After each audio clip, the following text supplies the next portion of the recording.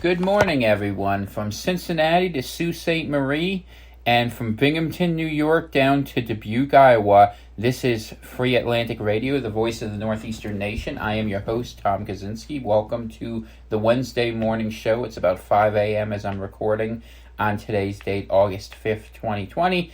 And today we should have a special show for you. We're going to do an in-depth analysis of what happened in Beirut. Obviously, that is a very tragic situation, and our prayers go to all the families impacted in that horrible explosion.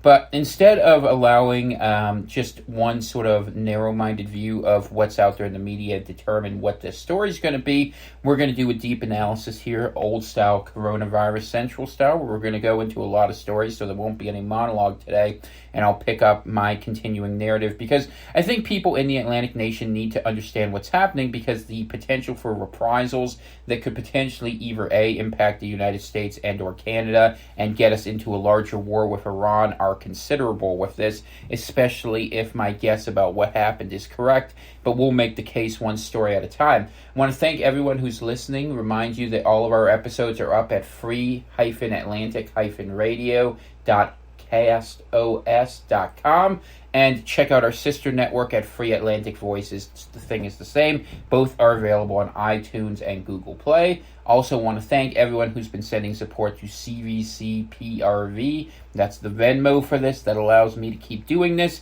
and allows you guys to have more information, because we certainly live in crazy times and you need the best analysis out there, which is what Free Atlantic Radio can provide, at least when I'm in the mood to do it, right? So, like I said, we're going to skip the monologue here. Rather than go, because I got 6 stories lined up. We're going to do a deep story day because I want you to have a lot of different pieces on this to consider so you can understand what's happening, because this is an old-fashioned whodunit.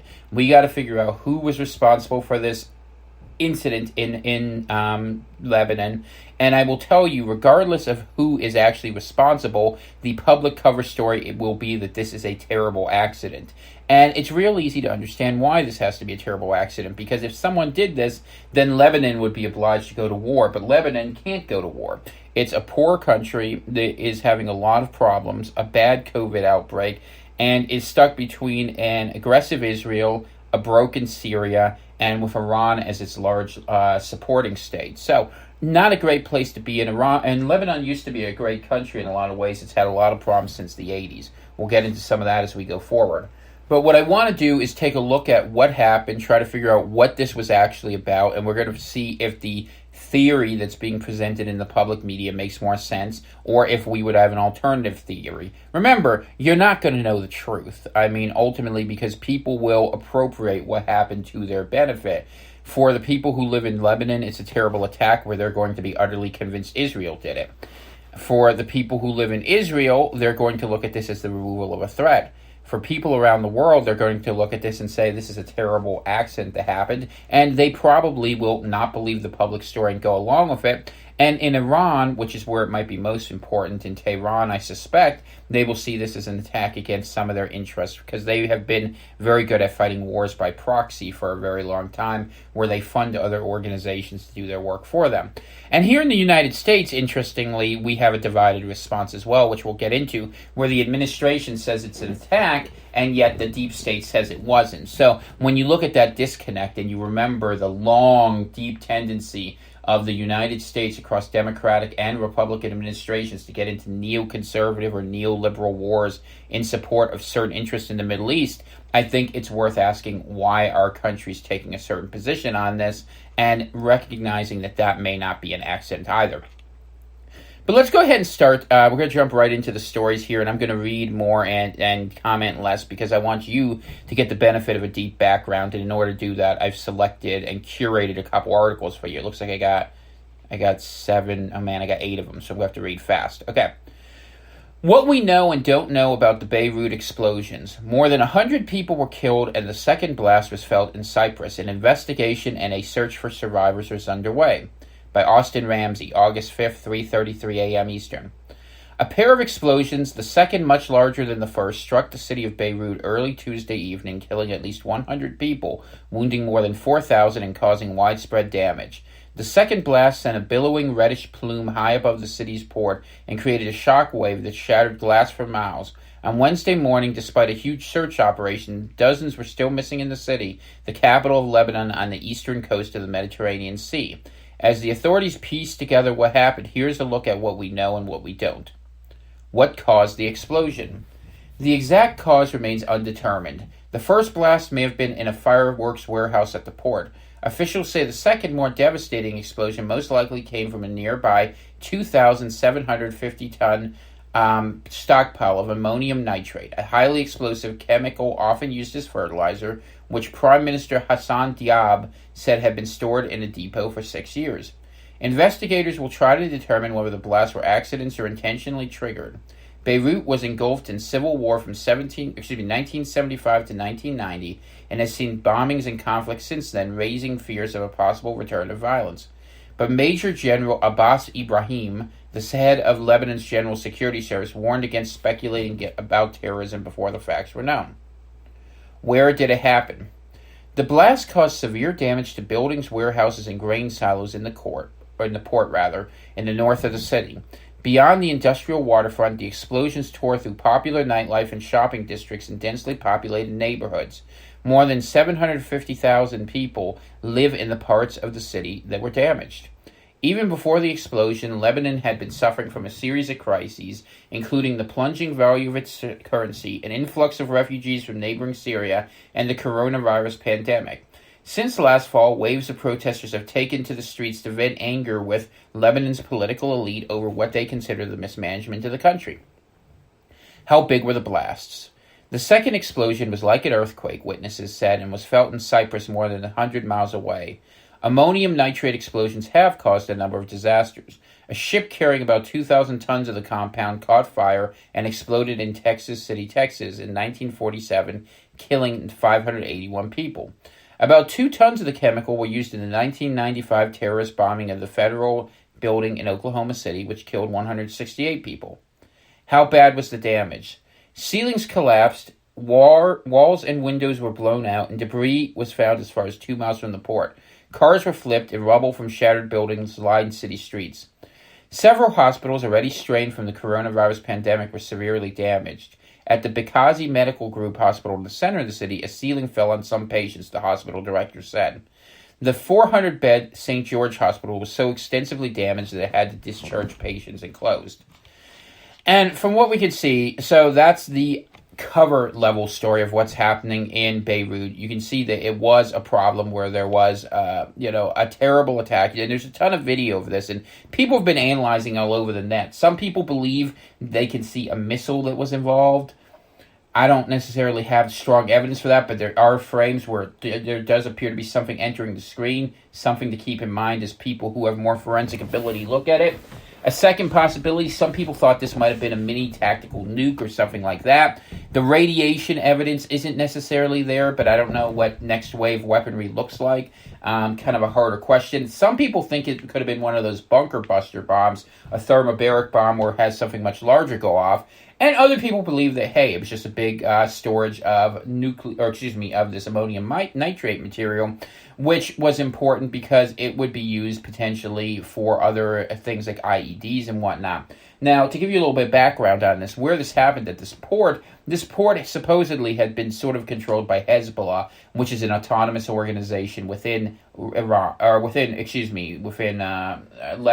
So we're going to talk more about Hezbollah in a minute. Before we get to all that, we want to go through and just look at what we know of the evidence, because I don't want to assume anything more than I have to about who was responsible. All we know is that someone in Lebanon got attacked. So let's see what the official government line is from the United States. This is from Yahoo News, courtesy of Hunter Walker. Trump says Beirut explosion was caused by a bomb of some kind. Washington. At a coronavirus briefing on Tuesday evening, President Trump said an explosion that rocked Beirut earlier in the day was caused by a bomb of some kind. Officials in Lebanon had previously stated that the blast came from a large quantity of explosive materials that were being held in a warehouse, but Trump, citing conversations with top U.S. military personnel, characterized the explosion as, quote, an attack. Quote, I've met with some of our great generals, and they seem to feel that this was not some kind of manufacturing explosion type of event. This seems to be, according to them, they would know better than I would, but they seem to think it was an attack, Trump said. It was a bomb of some kind. Reached by Yahoo News on Tuesday evening, the Defense Department referred questions about the blast to the White House. Trump's remarks on the explosion came in response to a question from the reporter, but they echoed the characterization he made at the start of the briefing when he said the blast in Beirut looks like a terrible attack. Let me begin by sending America's deepest sympathies to the people of Lebanon, where reports indicate that many people were killed, hundreds more were very badly wounded in a large explosion in Beirut, Trump said. Our prayers go to all the victims and their families. According to the BBC, the explosion left at least 70 people dead and over 2,700 injured. The White House National Security Council and Pentagon did not respond to requests for comments about the U.S. assessment of the blast. According to Reuters, Israeli officials denied responsibility for the explosion and said it was most likely the result of an accidental fire. Trump offered his condolences to the people of Beirut and said the United States stands ready to assist Lebanon. We have a very good relationship with the people of Lebanon and will be there to help. It looks like a terrible attack. So I wanted to talk about that for a second. Because this morning, we see the usual federal officials saying Trump doesn't know what he's talking about. But the nature of what happens, just so you know, whenever there's an attack like this, the president will go to a situation room where presumably he's informed correctly the best intelligence by the military establishment from the DOD, including the Joint Chiefs, the Secretary of Defense, all that. And what they will do is they will make a snap assessment of what they believe it is. And America has better satellite technology than anyone out there, so we probably could go back and see in real time, and I'm sure we keep an eye on the Middle East at all times, given the resources we have. So if President Trump says that it was likely some sort of an attack, he probably has an informed reason for making that statement. But why would he make that statement when everyone else is making the alternative statement? And it's the same reason that we saw with coronavirus. Why did everyone agree this is a natural tragedy when, in fact, the evidence suggests strongly it was a man-made disease that was either it was released accidentally or intentionally? The reason why is because accidents and acts of God are not causes of war. If, in fact, the Beirut explosion was seen and understood as an attack by some actor, as a terrorist attack of some sort, or a state actor attacking, it would either be a cause for war or it literally would be a declaration of war. And Beirut can't afford to have that happen.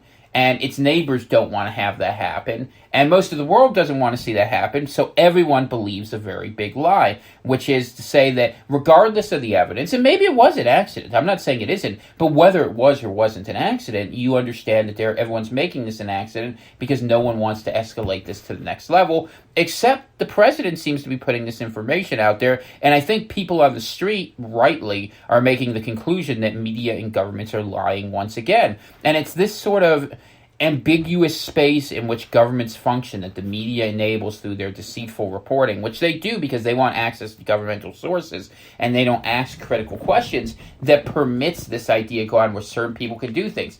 If this was a terrorist attack by a state or a non-state against a different state, they should be held to account, whomever it was. And realistically, there's not too many people who could pull off something like this, probably if it was something shot in there or some sort of a bomb. You're talking countries like U.S., Russia, Israel. Those are the only sort of countries that could easily do this. Now, if it was something more on the ground, you could add a lot of more terrorist actors. I don't know who actually did it, but we're going to look at motive, we're going to look at cause, and we're going to try to make a case for what makes sense. Let's look at the bomb first and see what we have. We're going to go to telegraph.co.uk, where they make an argument for what actually was the nature of the blast, and I think this is an important piece. 2,750 tons of chemicals detonated in a Beirut blast. This was published at 7:56 a.m., which, converting to American time, is about 3 in the morning here in the U.S. on the East Coast, by Campbell McDiarmid, the Middle East correspondent, and Danielle Sheridan, political correspondent. The president of Lebanon has said that 2,750 tons of ammonium nitrate were detonated in massive blasts in Beirut that have killed at least 100 people now and injured more than 4,000. Explosions shook Lebanon's capital on Tuesday, and the death toll is expected to rise. Lebanon's health minister said residents who are able to leave should, saying the hazardous materials in the air after the explosion can have long-term deadly effects. Officials said that the chemicals were stored in a warehouse for 6 years without safety measures. Lebanon's Prime Minister, Hassan Diab, said that those responsible would pay the price and said the warehouse at the epicenter of the blast had been dangerous. Quote, "I promise you that this catastrophe will not pass without accountability," he said in a televised speech. Facts about this dangerous warehouse that has been there since 2014 will be announced, and I will not be preempting the investigations. So this is kind of interesting, right? So on the one hand, you have the government saying, and it's in other articles, you'll see as we go through here, that this was a massive blast that was supposedly, quote, accidental. And yet, on the other hand, you see the prime minister saying that the catastrophe will not pass about accountability. To me, that sounds like someone who's talking out of both sides of their mouth. That on the one hand, they're saying, yeah, no, this wasn't an attack. We know you did this to us. And this happens a lot, this sort of doublespeak in diplomatic language, because it's a way of saying that we know that you were responsible for this, but we don't want to admit it because that way we won't be able to have the strategic ambiguity of choosing where and when we're going to strike. So I don't know what the Lebanese government thinks, but I do think that they suspect that whether this was an effort of arson by some operative on the ground to set this off, or whether it was some sort of a divisive sent against them, they're going to make the conclusion that this was a malicious attack upon the port in Beirut. Now, let's go to a piece, as we're going forward here, let's go to a piece from Fox News. This is by Holly McKay, published 12 hours ago. Beirut blast likely accidental, but Hezbollah activities at the port under scrutiny. So the port is said to be under the unofficial control of Hezbollah, right? So this came out, like I said, it's a more detailed analysis of what could be maybe why this port was targeted. So remember, we're operating under the assumption that this wasn't just a random attack against a large group of people. And why do we assume that? Well, if you were trying to get the most amount of people, you wouldn't go to an industrial building where you have all these sort of things happening. And if it's accidental, okay, it's accidental. But nobody's behaving like it's accidental. When you have people promising consequences for a terrible accident, you don't promise consequences. That's not how you talk. That's not the language you use. And you have to learn how to decode the language of what people are saying. Let's continue. A series of massive explosions rocked Beirut's port on Tuesday, a mushroom cloud rising above the widespread destruction that claimed the lives of at least 60 people and wounded hundreds more in the Lebanon capital.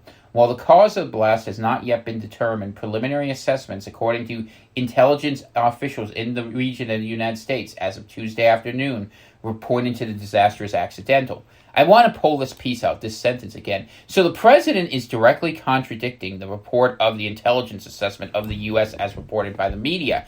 That means someone is lying to you, and I would suggest that if we take a look at this and look at this in the deeper evidence of it, the fact that this would be an accident would seem somewhat improbable.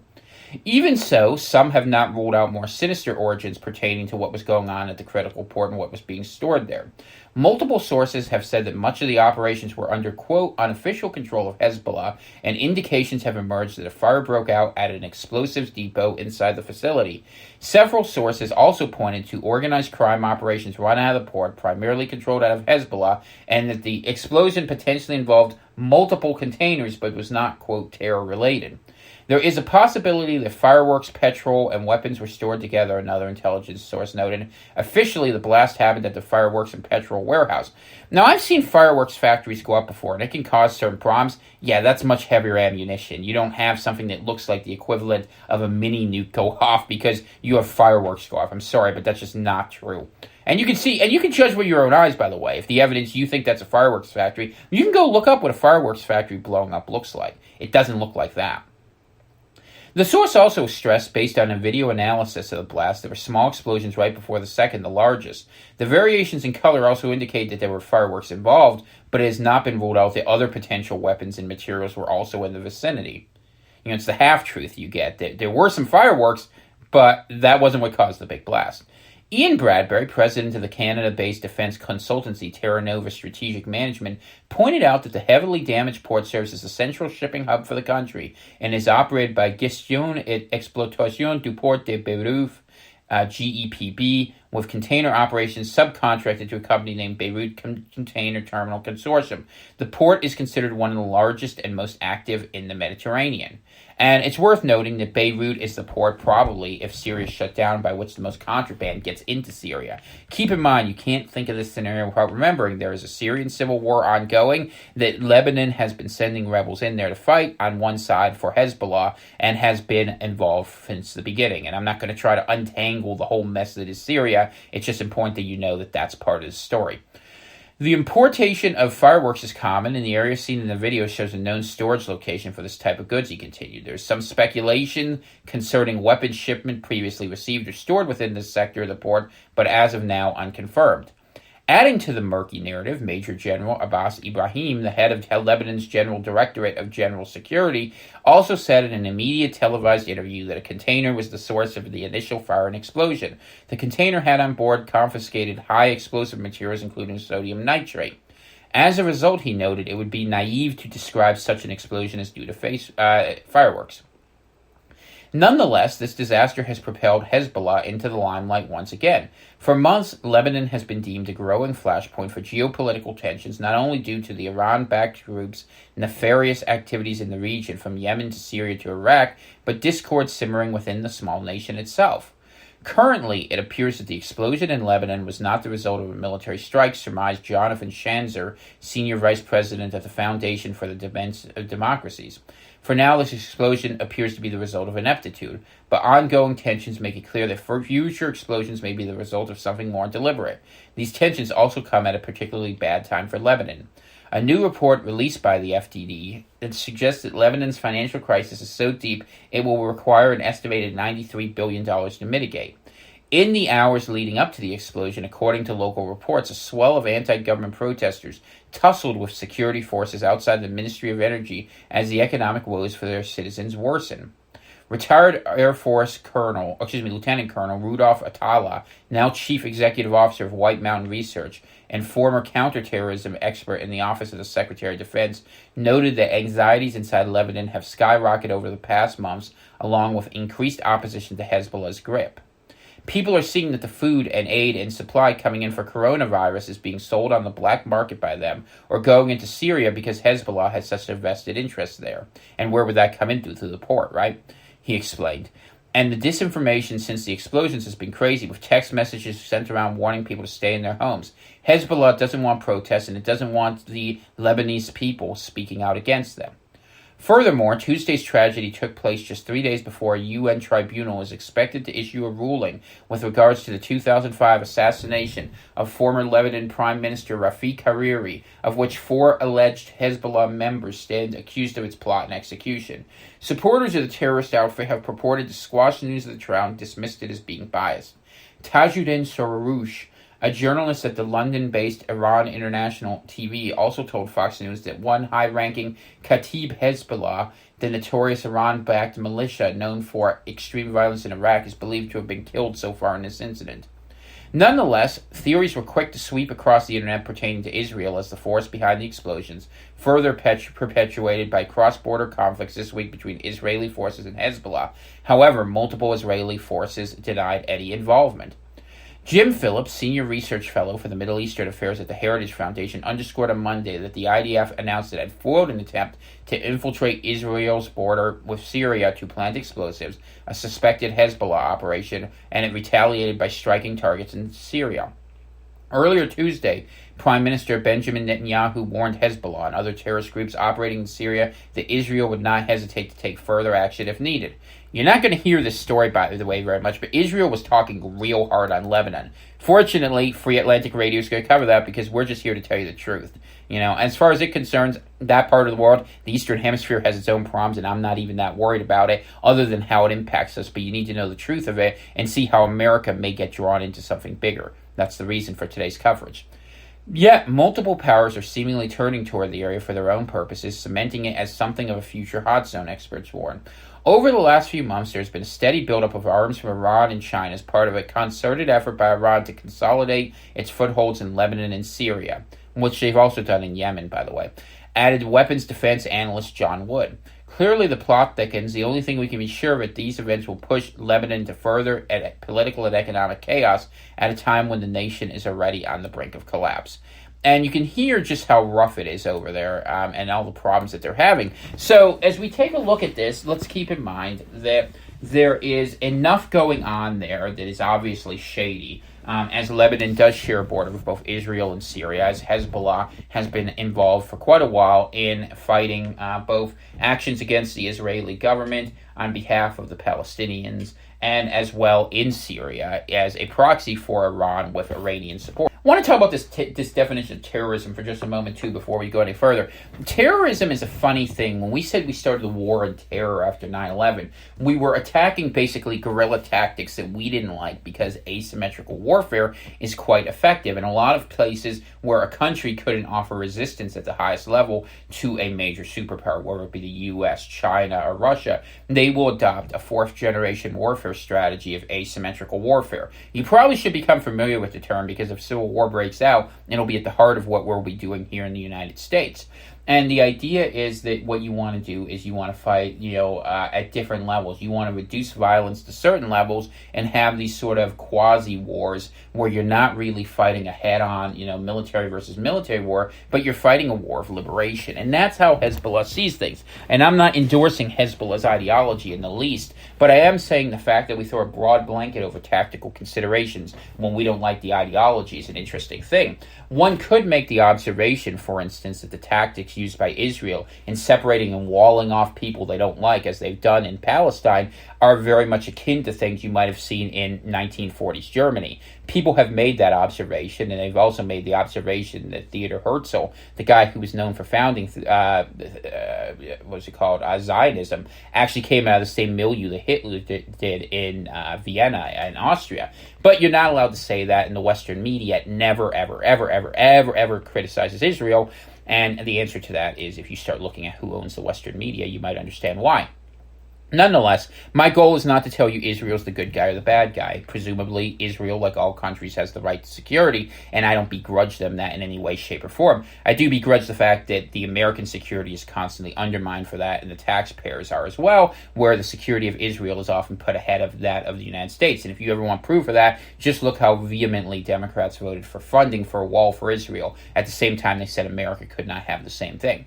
Nonetheless, leaving my complaints about Israel alone, they have the right of any other sovereign nation, and they have a lot of issues with Hezbollah. So we've done a lot of talking about Hezbollah, but you guys don't know that much about it probably. So I'm going to give you this update. This is from the Council on Foreign Relations, which is, by the way, by the globalists, for the globalists, and it's the heart of the Anglo-American project going way back that was looking at the idea. This is what the elites will believe is the case of Hezbollah, okay? This is the accepted definition of it. So let's take a look at this. This backgrounder was produced by Kylie Robinson, and it is called What is Hezbollah? And this is from the Council on Foreign Relations, that's CFR.org. Introduction. Hezbollah is a Shiite Muslim political party and militant group based in Lebanon where its extensive security apparatus, political organization, and social services network fostered its reputation as, quote, a state within a state. Founded in the chaos of the 15-year Lebanese civil war, the Iran-backed group is driven by its opposition to Israel and its resistance to Western influence in the Middle East. With its history of carrying out global terrorist attacks, parts of Hezbollah, and in some cases the entire organization, have been designated as a terrorist group by the United States and many other countries. In recent years, long-standing alliances with Iran and Syria have embroiled the group in the civil war in Syria, where its support for Bashar al-Assad's regime has transformed Hezbollah into an increasingly effective military force. But with Lebanese politics in an upheaval over mass discontent with the ruling class, and with U.S.-Iran tensions rising, Hezbollah's role in Lebanese society may change. And just to take a step back so you understand it, so Bashar al-Assad historically has usually gone on pretty good with the Iranians. And actually, it's kind of an interesting thing that Syria was painted as this terrible butcher. If I remember right, Assad is actually a Western-trained optometrist. And this is one of those stories where the painting of someone as a butcher is actually sort of backwards. When you started removing Assad, who ended up taking over Syria? ISIS, the caliphate that you saw going in there. And in fact, Christians were being slaughtered in huge numbers, whereas Assad was actually responsible for protecting them. So the media told you this story that Syria was this terrible country where horrible things happened. And it is a police state, but no less than other autocracies we've supported in Egypt and Saudi Arabia, which I would argue are substantively worse. But yet you hear they're this horrible, bloodthirsty state. And why? Because geopolitics are involved. And what interest does the U.S. have against Syria specifically that would get us so involved in there? Well, you could argue that it was a Ba'athist regime like Saddam Hussein, but what got us into Iraq? Well, what you find if you go back is it was faulty intelligence. It was largely fed to the United States by Israel. You see how this thing always comes full circle? And that's a problem where you have the media that does different things. And that's why when we end this, we're going to go and look at the Jewish media that's coming out of Israel, because a lot of times a really interesting dichotomy happens all the time, where the media of the United States will tell one story about how Israel is the good guy and all this, and that they are working in a certain way, and then we're going to take a look at what they actually say in their own media to their own people. And it will be a curious thing to you, I'm sure, to recognize that the story they tell to their own is very different than the story you were told about what they say here in the United States and throughout other parts of the world. And it's something America is uniquely blind to, and we're going to try to draw a little attention to it so that you can make an informed decision based on what people are saying, the history of the events, what you think actually happened there. Because you're not going to know the truth, but I'm going to give you the evidence. Okay, let's see here. How did Hezbollah originate? Hezbollah emerged during Lebanon's 15-year civil war, which broke out in 1975 when long-simmering discontent over the large armed Palestinian presence in the country reached a boiling point. Various Lebanese sectarian communities held different positions on the nature of the Palestinian challenge. Under a 1943 political agreement, political powers divided among Lebanon's predominant religious groups: a Sunni Muslim serves as prime minister, a Maronite Christian as president, and a Shiite Muslim as speaker of the parliament. Tensions between these groups evolved into civil war as several factors upset the delicate balance. The Sunni Muslim population had grown with the arrival of Palestinian refugees in Lebanon, while the Shiite Muslims felt increasingly marginalized by the ruling Christian minority. Amid the infighting, Israeli forces invaded southern Lebanon in 1978 and again in 1982 to expel Palestinian guerrilla fighters that had been using the region as their base to attack Israel. A group of Shiites influenced by the theocratic government in Iran, the region's major Shiite government, which came to power in 1979, took up arms against the Israeli occupation. Seeing an opportunity to expand its influence in Arab states, Iran and its Islamic Revolutionary Guard Corps provided funds and training to the budding militia, which adopted the name Hezbollah, meaning the Party of God. It earned a reputation for extremist militancy due to its frequent clashes with rival Shiite militias, such as the Amal movement, and its attack on foreign targets, including the 1983 suicide bombing of barracks housing United States and French troops in Beirut, in which more than 300 people died. As Hezbollah became a vital asset to Iran, bridging Shiite Arab-Persian divides, and Tehran established proxies throughout the Middle East. Hezbollah bills itself as a Shiite resistance movement, and it enshrined its ideology in a 1985 manifesto that vowed to expel Western powers from Lebanon, called for the destruction of the Israeli state, and pledged allegiance to Iran's supreme leader. It also advocated an Iran-inspired Islamist regime, but emphasized that the Lebanese people must have the freedom of self-determination.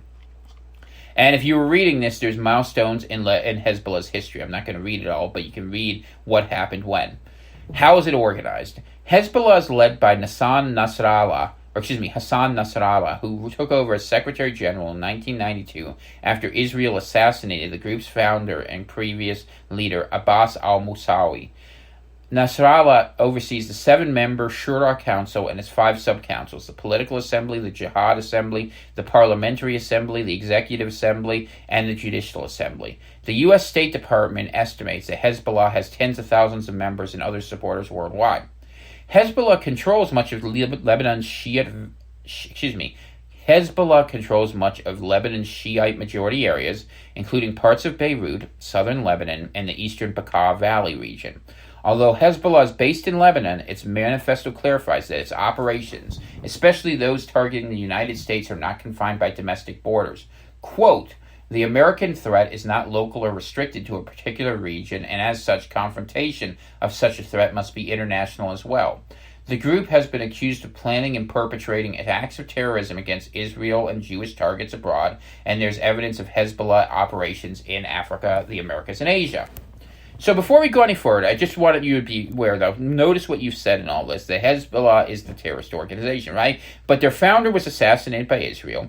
Israel's invaded their country a few different times. And refugees from a problem Israel's been able to solve, namely the Palestinian issue, has been the heart of why this anger and militancy is going into Lebanon. So you have to ask, who is the causal actor of these sorts of things? Why are the Lebanese so mad? Oh, they're terrible people. That's what this got to be. Maybe it's a little more complicated than that. And this is the story. You never get to hear the other side of the story, by the way, because in America, we have a very set idea where one side's good and one side's bad. The truth is, the people in the Middle East have been fighting each other for 2,000 years, and if the Lord doesn't come down to rescue us, they'll be killing each other for another 2,000 more. That's why we left that part of the world, and it's a problem with the Eastern Hemisphere in general. Something we should do very differently in the Atlantic nation. All right. Iran continues to support Hezbollah with weaponry and more than $700 million per year, according to a 2019 State Department estimate. Hezbollah also receives hundreds of millions of dollars from legal businesses, international criminal enterprises, and the Lebanese diaspora. What role has it played in Lebanese politics? Hezbollah has developed strong political and social arms in addition to its military operations. It has been a fixture of the Lebanese government since 1992, when 8 of its members were elected to parliament, and the party has held cabinet positions since 2005. So understand this, that Hezbollah is one of the members of the Lebanese government, okay? You don't necessarily have to like them, in the same way that you might have looked at Sinn Féin, if you're familiar with what happened in Ireland, in that way, and that its connections where it was the political wing to the military wing of the Irish Republican Army that was responsible for all the various actions that happened in Northern Ireland and Belfast, Londonderry, and whatnot. But this is the same sort of deal here, and it's actually involved in its government. So an attack on Hezbollah would be like an attack on the Republicans or the Democrats, or maybe the Libertarians since they're a little bit smaller, but it's a multi-party system.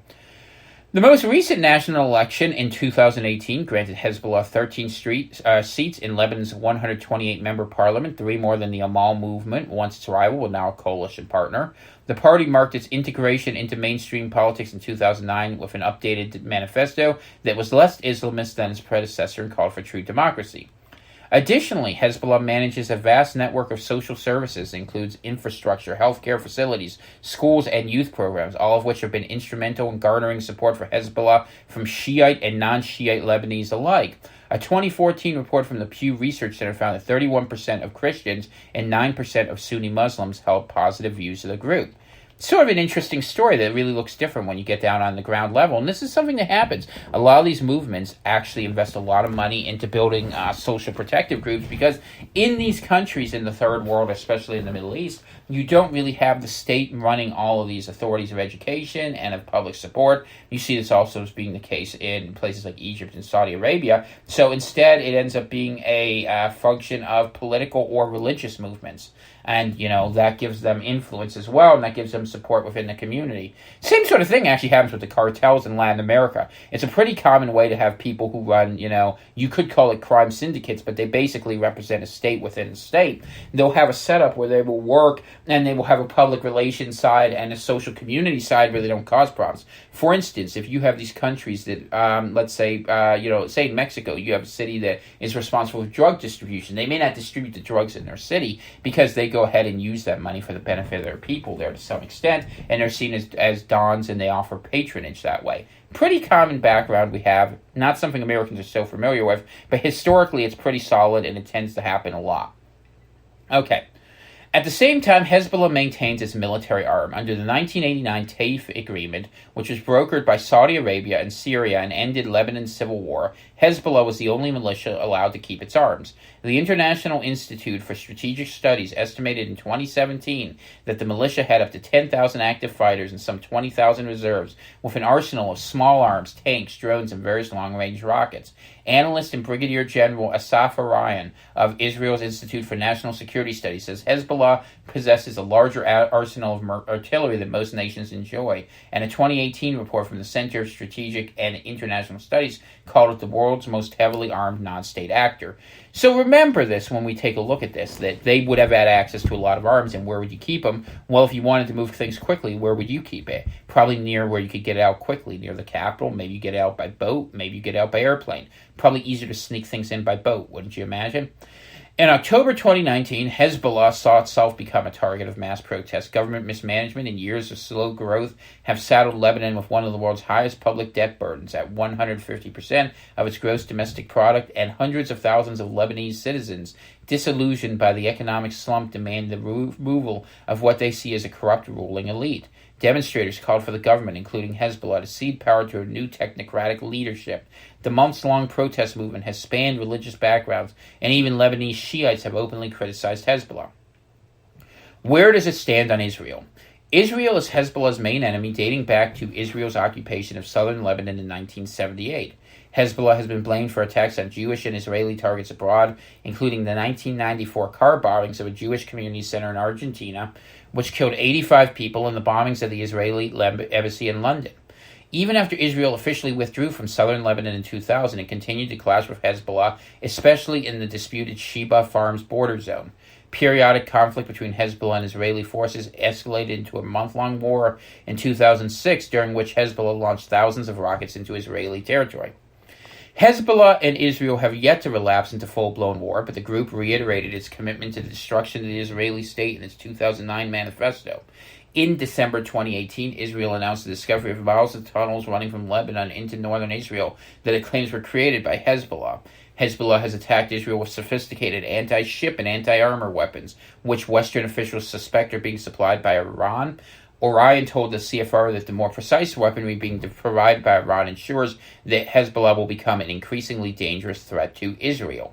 And I will say that that is absolutely true, that Hezbollah and Israel love to go at war with one another, and they have for a very long time. And this has been an ongoing problem by the fact that no one's been able to normalize relationships there. And it's tricky. It's messy over there, and the borders are inherently messy because you basically created a state in the middle of a place where there wasn't one, and those sort of problems now are going to be endemic until someone conquers somewhere else.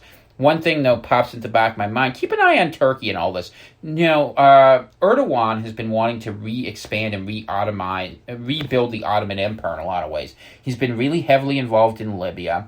He's been heavily involved in Syria. He wants to lock down the problem with the Kurds and pull them all in. And you could see a situation where Israel and Turkey might eventually work together and say, okay, well, Turkey can take these Arabs in. They can provide security and support in Lebanon and Syria as this great game plays out. And Israel maybe will annex a little chunk to go ahead and rationalize its own border. And these sort of things are happening, and people are talking about changing borders in the post-COVID world, because once wars start, then the opportunity to have things change at the peace table will be a big issue. I don't think the Israelis don't think about this. They thought about this before World War I even started, and if you don't believe me, check out the Balfour Declaration.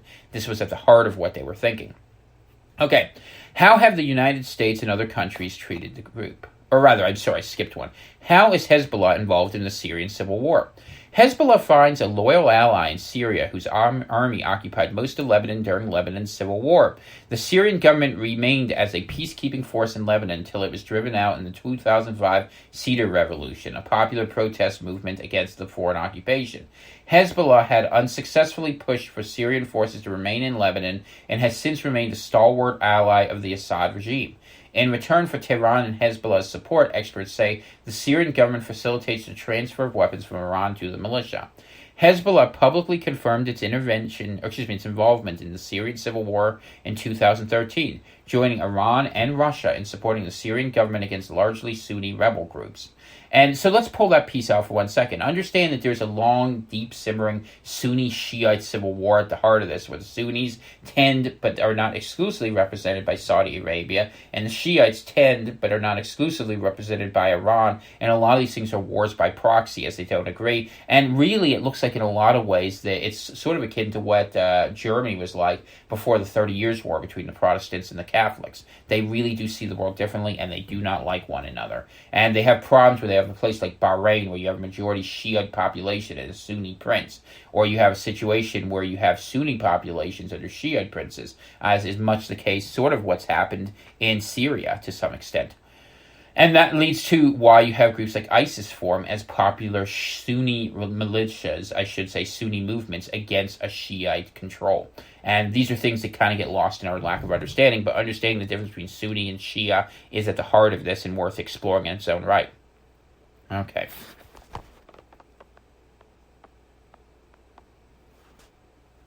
Just realized that wasn't recording. Okay, I'll pick it up where I think I was. Prior to 2013, the group had sent a small number of trainers to advise the regime. More than 7,000 Hezbollah militants are estimated to have fought in the pro-Assad alliance, which has been instrumental in the survival of the Assad regime, including by winning the 2013 Battle of Al-Qusayr, which secured a route for regime forces between the major cities of Damascus and Homs. In 2019, Hezbollah withdrew many of its fighters from Syria, attributing the decision to the Assad regime's military success.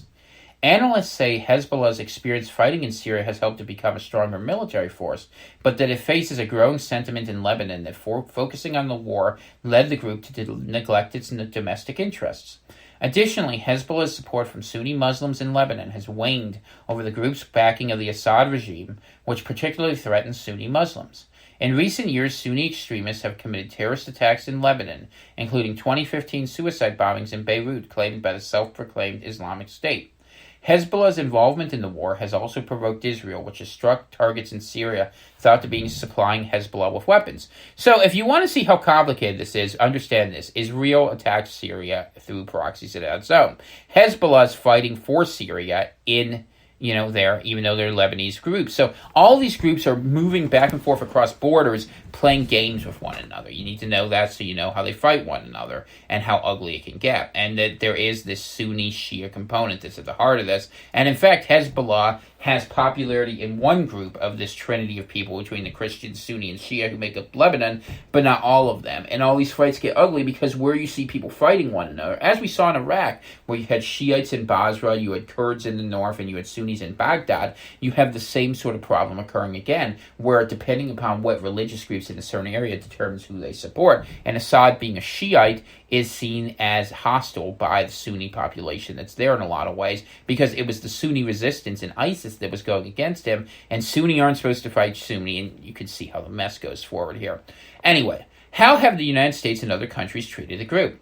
U.S. policymakers see Hezbollah as a global terrorist threat. The United States designated Hezbollah a foreign terrorist organization in 1997, and several individual Hezbollah members, including Nasrallah, are considered specially designated global terrorists, which subjects them to U.S. sanctions. The Barack Obama administration provided aid to Lebanon's military with the hope of diminishing Hezbollah's credibility as the country's most capable military force. However, Hezbollah's and the Lebanese military's parallel efforts to defend the Syrian border from the Islamic State and al-Qaeda-affiliated militants have made Congress hesitant to send further aid for fear that Hezbollah could acquire it. And that's probably what happened, by the way, with the money Obama sent to Iran, that $2 billion that we made a deal. And I'm not saying having peace is a bad idea by no means, but giving them a bunch of free money ain't exactly a great idea either, because Iran was always going to use it for its state proxy actors, whether they be groups like Hezbollah they use in Iran or the Houthi militias they use in Yemen, because that's how they prefer to fight, since we now live in an era of asymmetrical gray man warfare. In 2015, the U.S. Congress passed the Hezbollah International Financing Prevention Act, which sanctions foreign institutions that use U.S. bank accounts to finance Hezbollah. Lawmakers amended in 2018 to include additional types of activities. Additionally, the Trump administration has sanctioned some of Hezbollah's members in parliament as part of its maximum pressure campaign against Iran. While Trump's approach has disrupted Iran's economy, analysts say the country's increasingly self-sufficient proxies are weathering the worst of the sanctions. And I should tell you that this is perhaps a key point. Iran is getting financial support from China, who's buying the natural gas and petroleum they have available as a means of sustaining that state as part of a broader initiative on its Belt and Road initiative, as well as a bloc between China, Russia, between Pakistan and Iran that is forming in sort of this lead up to whatever bigger conflict we might be experiencing. The European Union has taken a less aggressive approach to Hezbollah. The bloc designated its military arm a terrorist group in 2013 over its involvement in a bombing in Bulgaria and its backing of the Assad regime, though some EU states feared the move would bruise relations with Lebanon and hurt stability in the region. In 2014, the EU's police agency Europol and the United States created a joint group to counter Hezbollah terrorist activities in Europe. In recent years, several European countries have taken a stronger stance. The UK Parliament deemed all of Hezbollah a terrorist group in 2019, followed by the German government in 2020. Hezbollah has scorned the largely Sunni Gulf Arab countries over their alliances with the United States and European powers. The Gulf Cooperation Council, comprising the 7 Arab states of the Persian Gulf, with the exception of Iraq, considers Hezbollah a terrorist organization.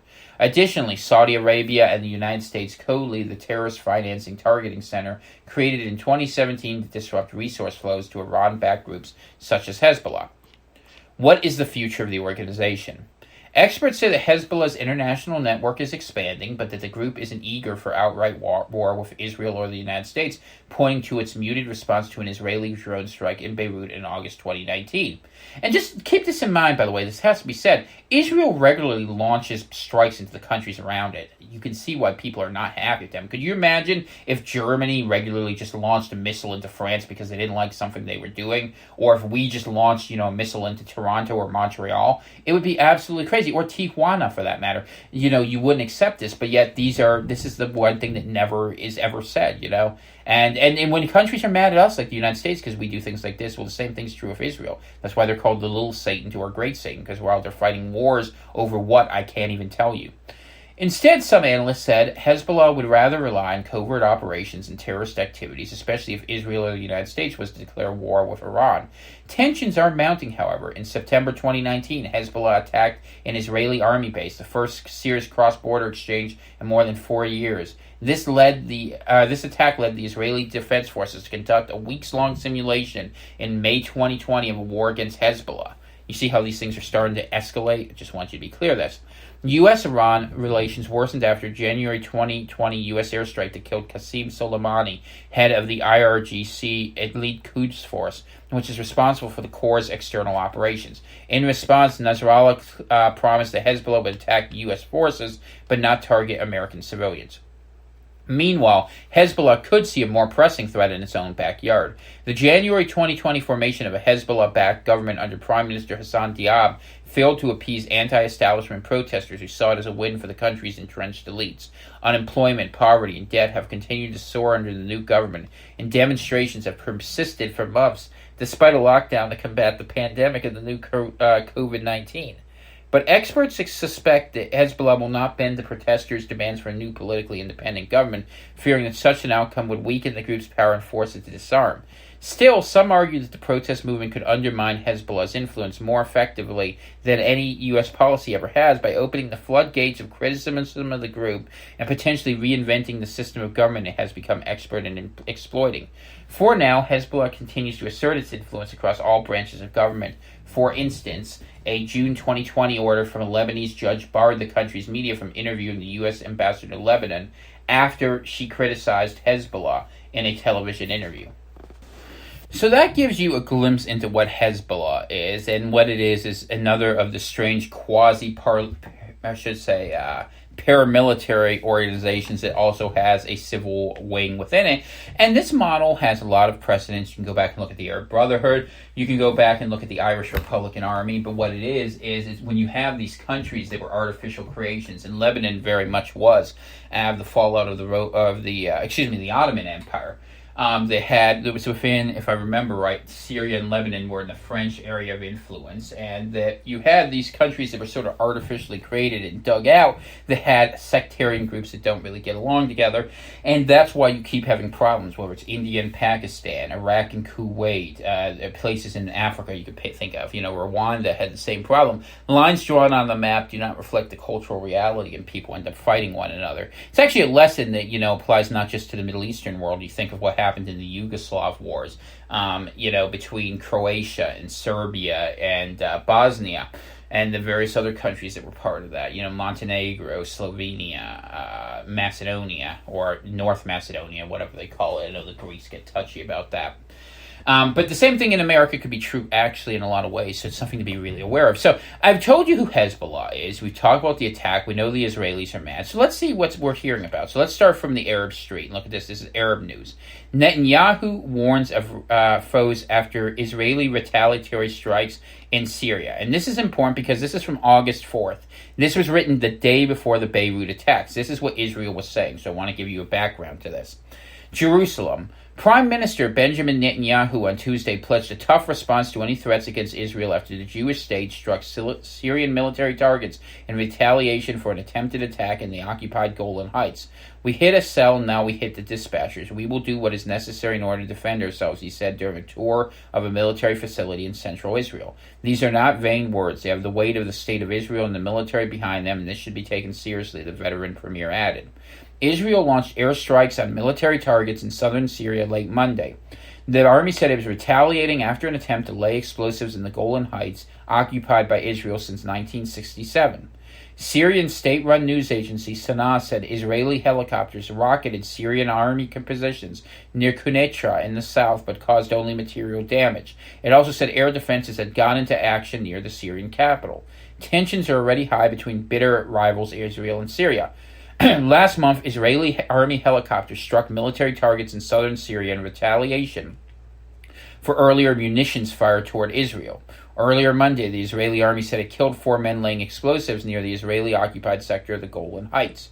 And just so you understand, the Golan Heights was an area of Syria that was Syria attacked Israel. I think this was in the 67 war, if I remember right, and Israel occupied it because they wanted to have the high ground. So technically, it's occupied territory that theoretically, legally should have belonged to Syria, although Israel's owned it for many, many years now as a functional matter, and they own it because they wanted the geographic advantage. And to be fair, Israel was attacked by the Arabs, so they conquered that in war. But I want you to understand that as you'll read this story, consider who's attacking who and what the proportionality of force is. And that's what Israel does.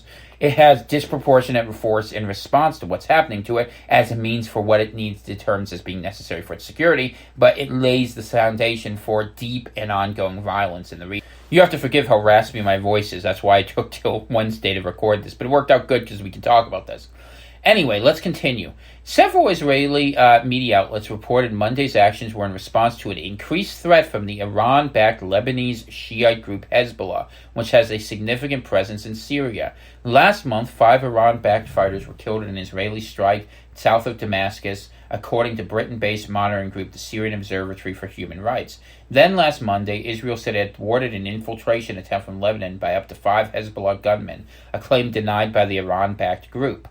Israel reported an exchange of fire that forced the, quote, terrorists back into Lebanon. It said it fired artillery across the heavily guarded border for, quote, defensive purposes.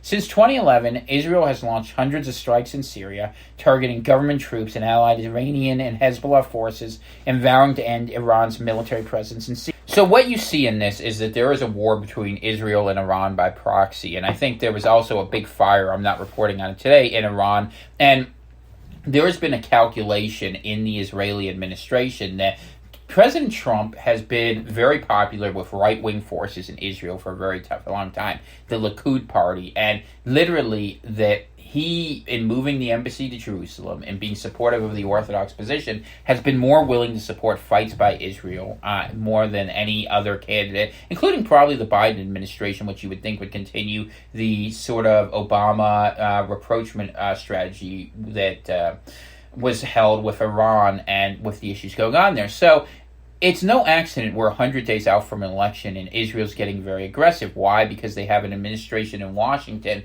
who would be far likely to support them than what may replace them. And don't think that that's not part of this calculation, because Bibi Netanyahu himself has been under heavy corruption charges, has had to go through coalition governments, and is surviving by the skin of his teeth. If he loses power, he may go to prison. What happens when people who are in trouble like that have these issues? Well, sometimes you end up in wars.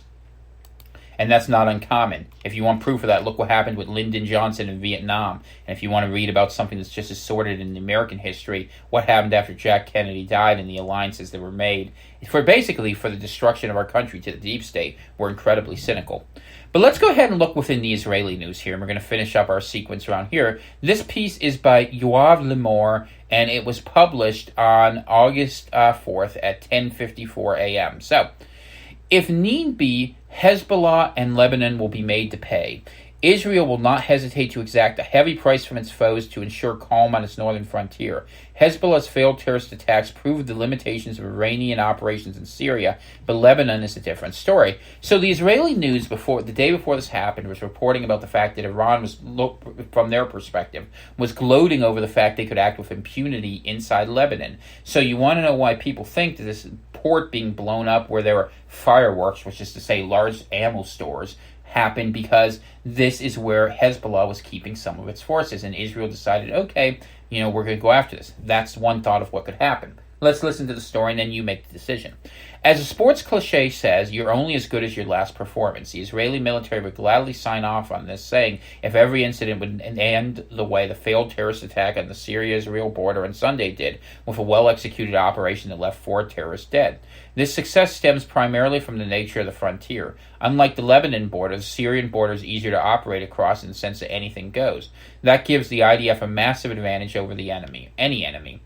The fact that Israel also has a clear political entity, the Syrian government, from which to exact a price also makes things easier. And the fact that the adversary is not as menacing as the one lurking over the Lebanese border doesn't hurt either.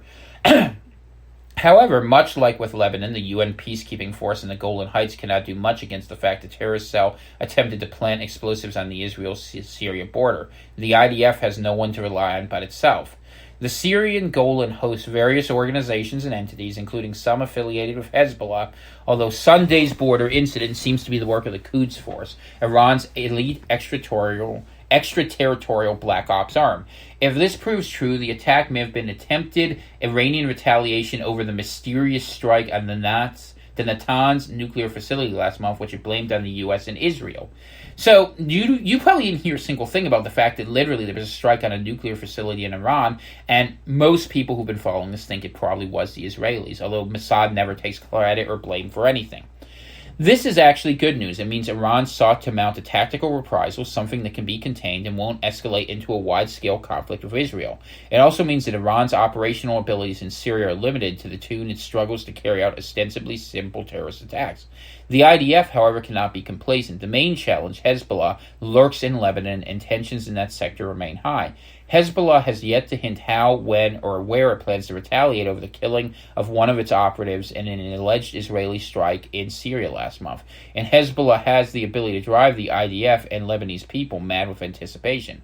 This, of course, works both ways. The IDF can also play mind games with the Shiite terrorist group, and news that Defense Minister Benny Gantz has instructed the military to target Lebanese infrastructure should any harm come to Israeli soldiers or civilians has sparked grave concern in Beirut. So the Defense Minister of Israel, a couple days ago, was saying Benny Gantz instructed the military to target Lebanese infrastructure should any harm come to Israeli soldiers or civilians. Port is certainly a heck of a piece of infrastructure, isn't it?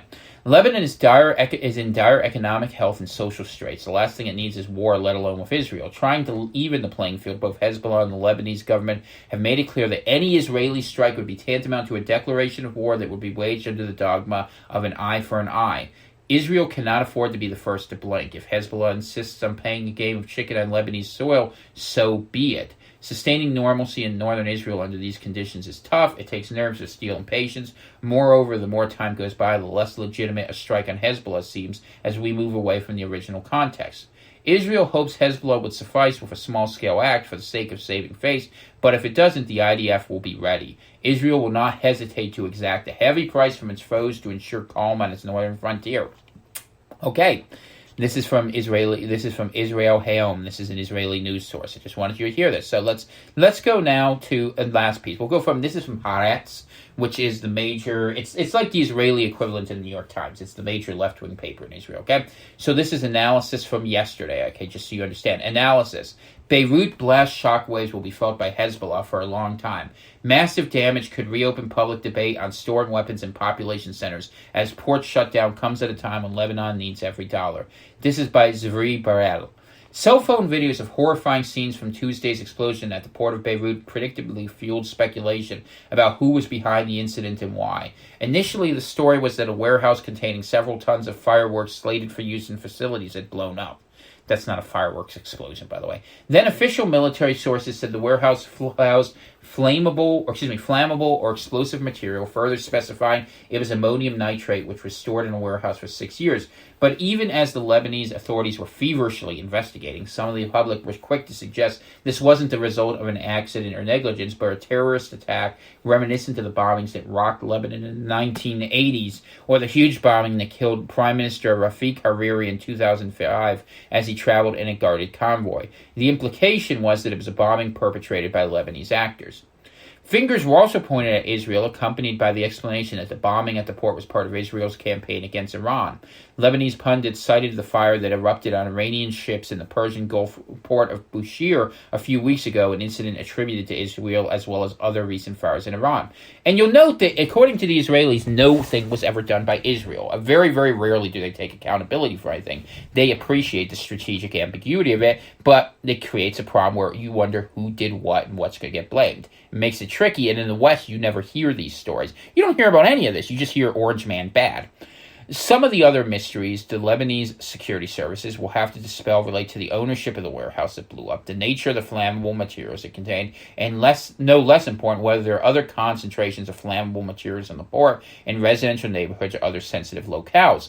And let's think about this from a public relations perspective. So you're hiding a bunch of arms at the port. You blow up the arms. It blows up half the port. People, who are they going to be mad at? Are they going to be mad at the Israelis? Yeah, they'll be mad at them. But they're also going to be mad at Hezbollah. And part of this is a political calculation to make people even more mad at the Shiite militia that is Hezbollah, that is acting in support of the Shiite government of Assad, that is working to fight Sunnis, including the men, and to the detriment of not just the Sunnis who come from Palestine and who are living in this area now that have issues, but also the fact that now 1,000 of their people have died as a result of this, and they might decide, you know what, our country's falling apart. Why are you putting all your effort into this money? And this is a place where you could really see a heavy destruction of the capacity of Hezbollah to be effective, because what Hezbollah could always fall back on was its military force capacity. This may have significantly dented that and really hurt Iran. And the idea is you try to get Iran to have a more aggressive strike, and what happens from that.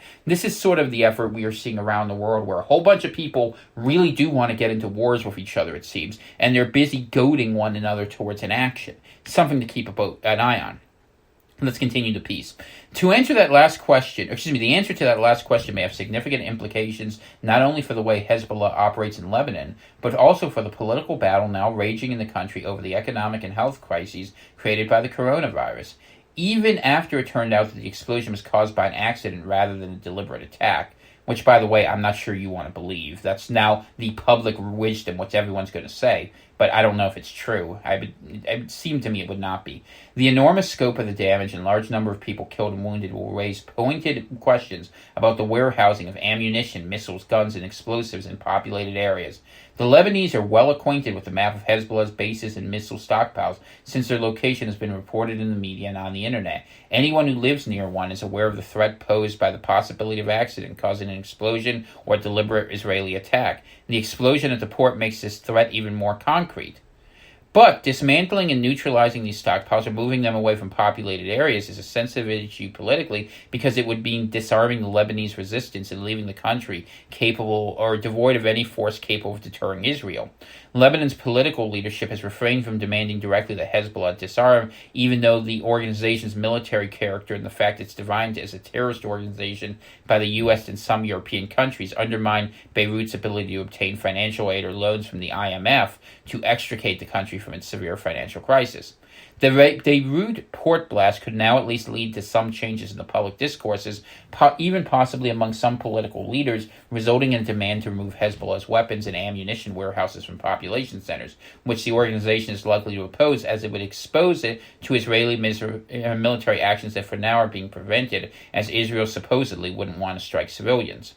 A higher standard of demands depends on the public reaction to the explosion and whether the country's protest movement sees it as a natural threat that the political leadership is responsible for. In such a case, even if officially the government would only be at fault for neglecting the supervision of these warehouses, it would need to examine and neutralize other storage sites, including ones used by Hezbollah. So you can kind of see how the politics of this are going to play out, right? That you're going to have, on one side, you're going to have people who are saying, hey, you know what, we need to have peace and let's move these weapons away, and then therefore you will be seeing seeking disarmament, which Israel would say would create peace, and you could argue it would or wouldn't, but what it would do is it would make Syria much calmer, and it would be a big strike against Iran. Or alternatively, the government could play this where they say, you know what, Israel went against us, and now we need to work with Syria against them, against the Israelis. And that's one, they're going to take it one of two ways, because everything in Middle Eastern politics comes back to these fights between, there's a three-way brawl between the Zionists, between the Sunni and the Shia. And you need to understand that. And you need to understand also that America always gets drawn in on the side of Zionists first, Sunni second, and never on the side of the Shia. And I'm not arguing for any side. I don't support any of them for what it's worth. But I just want you to understand how this could be important, because we may see an escalation very quickly, especially if Iran had something there that was very precious, or if Russia maybe was sending in some support, because there has been rumors that the Russians were sending in air defense systems, potentially through the port there, and if that may have been a target so that the Syrian regime could not offer defense against the Israeli attacks that have been coming in its area. You see how complicated and ugly this gets? Let's see here. In the coming days, both the government and Hezbollah would most likely try to prove it was a higher force, the flammable materials wear or tear the heat that caused the incident, and the government would commit to examining each and every potential dangerous warehouse without vowing to remove it in order to avoid confrontation with Hezbollah. Even when it was just an accident, an explosion of such magnitude at Lebanon's main port sends a warning message to Iran too, who only a month ago said it would deploy ships and oil tankers to Lebanon. There were even talks of a vessel that would host a power station which would give Beirut electricity. The question of Iranian aid has and still does stir political controversy in Lebanon over its commitment or lack thereof to the sanctions against Iran. Accepting Iranian aid ostensibly isn't a violation of U.S. sanctions, but the international community, Israel and the United States in particular, fear these ships, if they do make it to Lebanon, would start a regular supply line of not only oil, flour, and medicine, but also of weapons, ammunition, and missile parts. Thus, even if some of the Beirut port terminals can resume operations, Lebanon's fear of an attack, Israeli or otherwise, targeting Iranian vessels becomes real, even if no such intention exists at this point. Beyond the political implications, the Lebanese government has suffered a massive blow to its most vital supply line, potentially affecting its ability to bring in basic goods and maintain regular export and import. The Beirut port, which recently underwent several phases of development, is one of the most important ones in the Middle East, transferring goods from Europe to Syria, Iraq, Jordan, and the Gulf states. It is also one of Lebanon's main sources of income. Its shut down at a time when Lebanon needs every dollar would do its part in the political turmoil that is threatening its country's stability. So what are we going to have coming out of this? Well, we're going to have more terrorism in the Middle East, in heightened conflict between Israel and Iran, potentially more attacks in Syria, and you're going to have more suffering for the Lebanese people. And let's not lose that in all of this, that the Lebanese people are basically stuck in a game where they are just puppets on the map. And I want to talk about that for 1 second, because we think about that here in the United States. We've been blessed to be a great power where we don't exist at the sufferance of other countries. And as we move toward more dangerous times, we may see these sort of actors act in our country the same way, which is one of the reasons why we take such a strong third position as you in the free Atlantic nation of a solid, defensible, and organized Northeast where we can be our own nation that is self-sufficient, not looking to have fights with others, but not allowing others to dominate ourselves. Something we have to keep an eye on as we go forward, because otherwise you end up with these terrible situations of attacks and reprisals. And that's why we've tried uniquely to create something that is neither right-wing nor left-wing, but decentralized in a way that moves towards sanity amongst common values of reason, nature, grace, and loyalty. And that is one thing to look at. But what I wanted to give you today was an look into the news, hopefully a deeper read on a big event that happened out there, and my ongoing concern that I think if you ask me what probably happened, I think it was probably the Israelis who did this as a message that they were not going to allow other attacks to continue. And now they've created a situation where the Lebanese people may turn against Hezbollah because the Lebanese government has two bad choices. They say the Israelis did this and get into a war they can't win, or they say that this was a problem caused by Hezbollah's action, and they purge a group that gives them security where otherwise they're going to have to go into the Western world. And these sort of decisions and difficulties are the ones that are often forced on governments. But remember, there is a third actor here and a fourth actor. The Iranians are on the edge of this, and they want to go ahead and have fights against Israel, so that is something that may play a role. The Turks are not a disinterested entity, and they are starting to look covetously at pieces of land as as Erdogan goes around and looks to style himself as the new pasha of a reformed empire. And let's not overlook the possibility, I don't think it likely, but maybe someone in the U.S. did this, because it's not without precedent that there are interests in the United States that try to cause wars to happen. Look at the Gulf of Tonkin incident, or look at the sad incident of the USS Liberty, which, if you don't know the story of that, you ought to read what the people who were there thought happened, because it was a very different story of what you were told in an effort to get us into a World War III over the Middle East. That seems to happen over and over again. It's why when I was actually still involved in American politics, I argued for our unilateral removal from that region, that we have no business in the Near East, let them all fight one another. I still hold that position, but our government does not hold that. So as we get drawn into fights in a strange world, I want you to know what those are all about. And hopefully this episode helped with that. And I think one of the things that we forget as I go into closing here, I want to leave a good word with this, and I just want to show you some love for the people of Lebanon. We'll quote Isaiah 60:13 here. The glory of Lebanon shall come to you, the cypress, the plane, and the pine, to beautify the place of my sanctuary, and I will make the place of my feet glorious. Lebanon was understood as a wealthy and prosperous land for many years in the Bible. It was a place, with the tree that's on the thing there, where it served as the center for the shipping industry, the famous port of Tyre, the Phoenician civilization from which Carthage arose. And so it serves a great place in human history, and it's a great civilization that in a lot of ways has been lost in the larger conflicts around it, especially in this area. And it's very easiest for us to forget there's a real people there. There are people who are suffering. So today's prayer will be a simple one. It'll be a prayer of reconciliation and one of support for the people who are suffering, in the hope that one day the Middle East might not be an awful cesspool, but it probably won't happen anytime soon, and we are blessed, even in all our strife, to live here in the Western Hemisphere free from those issues. And as we go into those, it's important to remember that we want to come out of them and not be stuck in a generational series of recriminations where we go back and forth, and if that means being on different sides of different lines, better that than the alternative.